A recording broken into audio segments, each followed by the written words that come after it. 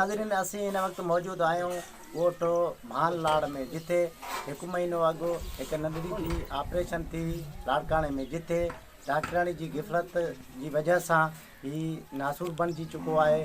वधीक उन जे वारसनि सां ॻाल्हि ॿोल कंदासीं त हुननि जो छा चवणु आहे। मां जो ऑपरेशन करायो आहे, महीनो थी वियो आहे, फट वधी विया, छुटे कोन थो।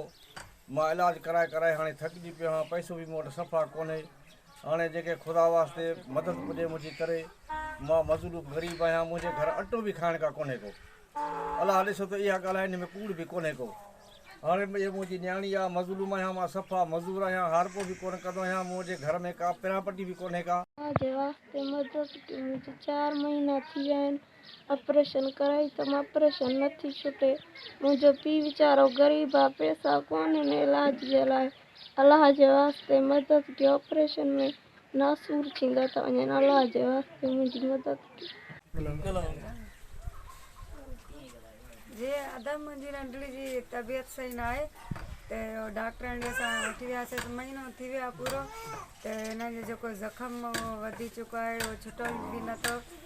असां 2-3 चकर डॉक्टरनि ॾे वियासीं, उहो मिले एतिरो नथी। त चए पई त चए इहो जेॾी महिल वञूं कंहिं खां पुछा कयूं, चए हिते आहे न।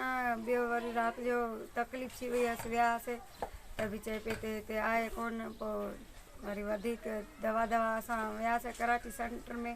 जीअं त हिन नंढड़ी जे वाल साहब जूं तव्हां ॻाल्हियूं ॿुधियूं त असांखे वस वारनि खे अपील था कयूं त कुझु न कुझु असांजी मदद कनि ऐं अमीर सिंध जा ग़रीब माण्हू दर दर ते वतन था खाइनि ठोकरूं।